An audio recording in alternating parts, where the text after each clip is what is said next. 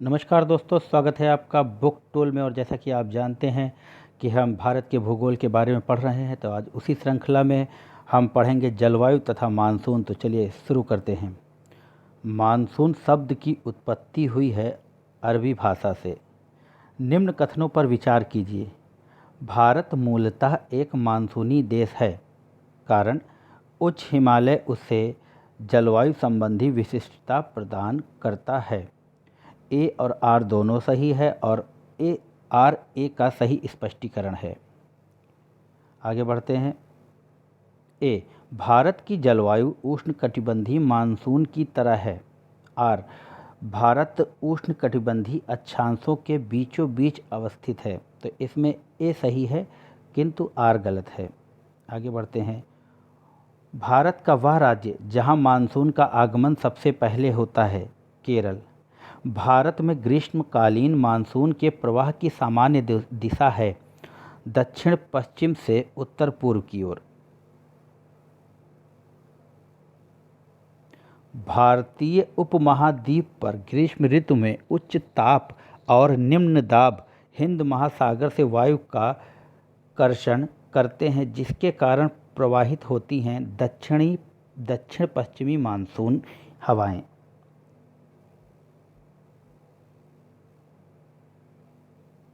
भारत का सबसे सूखा स्थान लेह। भारत को उष्णकटिबंध और उपोष्णकटिबंध से विभाजित करने के आधार के रूप में मानी गई जनवरी की समताप रेखा है 18 डिग्री सेंटीग्रेड।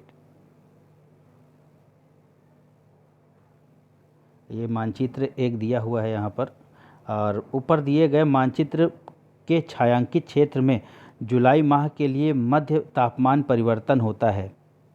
तो ये करीब महाराष्ट्र और मध्य प्रदेश और आपका पश्चिमी तट का जो कुछ भाग है, इसमें 25 डिग्री से सेंटीग्रेड से 27.5 डिग्री सेंटीग्रेड के बीच तापमान परिवर्तित होता रहता है। भारत में सर्वाधिक दैनिक तापांतर पाया जाता है राजस्थान के मरुस्थलीय क्षेत्रों में। यहाँ पर कभी कभी टेम्परेचर, दिन का टेम्परेचर बहुत ज़्यादा और रात का टेम्परेचर बहुत कम होता है। तमिलनाडु में मानसून के सामान्य महीने हैं नवंबर और दिसंबर। यहाँ जाड़े में वर्षा होती है। भारतीय मानसून मौसमी विस्थापन से इंगित है, जिसका कारण है स्थल तथा समुद्र का विभेदी तापमान। दोनों कथन सत्य हैं। दक्षिण भारत से उत्तरी भारत की ओर मानसून की अवधि घटती है। उत्तरी भारत के मैदानों में वार्षिक वृष्टि की मात्रा पूर्व से पश्चिम की ओर घटती है। अमृतसर एवं शिमला लगभग एक ही अक्षांश पर स्थित हैं, परंतु उनकी जलवायु में भिन्नता का कारण है उनकी ऊंचाई में भिन्नता। छत्तीसगढ़ राज्य में फैलाव पाया जाता है आर्द्र दक्षिणी पूर्व जलवायु का। आर्द्र जलवायु का अनुभव होता है कोच्चि एवं तेजपुर में। मानसून का निवर्तन इंगित होता है साफ आकाश से, बंगाल की खाड़ी में अधिक दाब स्थिति से, स्थल पर तापमान के बढ़ने से। सही कथन है। पूरे वर्ष 30 डिग्री नॉर्थ और 60 डिग्री साउथ अक्षांशों के बीच बहने वाली हवाएं पछुआ हवाएं वेस्टर्लीज कहलाती हैं। भारत के उत्तर पश्चिमी क्षेत्र में शीतकालीन वर्षा लाने वाली आर्द्र जलवायु सहंतियाँ मॉइस्ट एयर मासेस पछुआ हवाओं के भाग हैं। आगे बढ़ते हैं और वर्षा के बारे में पढ़ते हैं।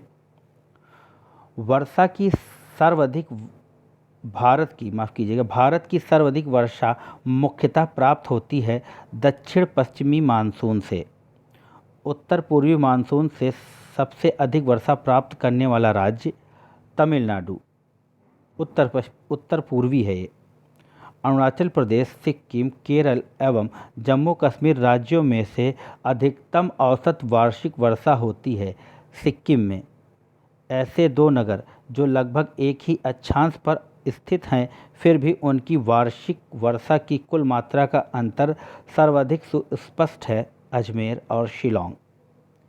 एक मौसम विज्ञान केंद्र का औसत वार्षिक तापमान 26 डिग्री सेल्सियस है। इसकी औसत वार्षिक वर्षा 63 सेंटीमीटर है और इसके तापमान का वार्षिक परिसर 9 डिग्री सेल्सियस है। यह संदर्भित केंद्र है चेन्नई। भारतीय नगरों पटना, कोच्चि, कोलकाता एवं दिल्ली में सामान्य वर्षा का सही अवरोही क्रम है। तो सबसे कोच्चि में, फिर कोलकाता में, फिर पटना में, फिर दिल्ली में। मैंगो शावर या आम्र वर्षा संबंधित है आम की फसल से। भारत में सबसे कम वर्षा वाला स्थान लेह। दक्षिण पश्चिम मानसून काल में कोलकाता, मैंगलोर, चेन्नई एवं दिल्ली में से सबसे कम वर्षा होती है चेन्नई में। दक्षिण पश्चिमी मानसून चेन्नई में, उत्तर पूर्वी मानसून से वर्षा होती है। चेरापूंजी अवस्थित है मेघालय राज्य में। भारत में सर्वाधिक वर्षा वाला क्षेत्र पश्चिमी घाट, हिमालय क्षेत्र तथा मेघालय। भारत में वर्षा का अधिक होते हुए भी यह देश प्यासी धरती समझा जाता है। इसका कारण है वर्षा के पानी का तेजी से बह जाना, वर्षा के पानी का शीघ्रता से भाप बनकर उड़ जाना, वर्षा का कुछ थोड़े ही महीनों में जोर होना। वह जल प्रबंधन युक्ति जो भारत में लागत का अधिकतम लाभ देने वाली है, वर्षा के जल का संचयन। भारत में औसत 200 मिलीमीटर वर्षा होती है जम्मू और कश्मीर में। झारखंड में वर्षा प्राप्त होती है दक्षिणी पश्चिमी मानसून से। नीचे दिए हुए मानचित्र पर ध्यान कीजिए। ये जो शैडो एरिया है, भारत के रेखांकित भागों में वार्षिक वर्षा का माध्य कितने से कितने तक घटता बढ़ता है। तो इसमें है 100 सेंटीमीटर से 150 सेंटीमीटर तक। जब पुष्कर की पहाड़ियों में भारी वर्षा होती है तो बाढ़ आ जाती है बालोतारा में।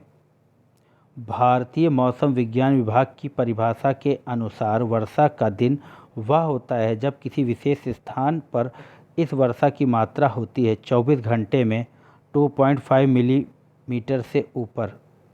कथन ए, गंगा के मैदान में यदि कोई पश्चिम और उत्तर पश्चिम में चले तो मानसूनी वर्षा घटती हुई मिलेगी। गंगा के मैदान में कोई ज्यों-ज्यों ऊपर को बढ़ता जाएगा, आर्द्रताधारी मानसूनी पवन ऊंची जाती मिलेंगी। ए और आर दोनों सही हैं और ए की सही व्याख्या आर करता है। दिए गए भारत के मानचित्र पर दर्शाया गया है अखिल भारतीय जल विभाजक रेखा। ये जो रेखा दिख रही है आपको, ये वाली, ये है अखिल भारतीय जल विभाजक रेखा।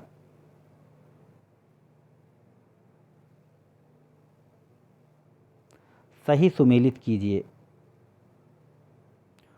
कोलकाता की अपेक्षा चेन्नई अधिक गर्म है अक्षांश के कारण।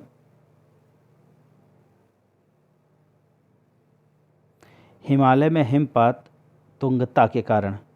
पश्चिमी बंगाल से पंजाब की ओर आते आते वर्षा कम हो जाती है समुद्र से दूरी के कारण। सतलज गंगा मैदान में शीतकाल में कुछ वर्षा होती है पश्चिमी दबाव के कारण, जिसको पश्चिमी विक्षोभ भी कहते हैं। ये जाड़े में होती है। एक पेपर में कई बार क्वेश्चन आ चुका है। भारत के अर्ध शुष्क क्षेत्रों में जल ढाल विकास का प्रमाणिक चिन्ह है मौसमी नदियों से जल का तटबंधीकरण करके जलाशयों के तंत्र की स्थापना। भारत में मरुस्थलीय विकास योजना कब क्रियान्वित है? 40 जिलों के 7 राज्यों में। भारत में अंतर्देशीय जल मार्गों का पर्याप्त विकास नहीं हुआ है। कारण भारत के अधिकतर भागों में वर्षा साल के 4 महीनों में होती है। ए और आर दोनों सही है तथा आर ए की सही व्याख्या है। तो ये थे जलवायु से संबंधित कुछ प्रश्न, वर्षा से संबंधित।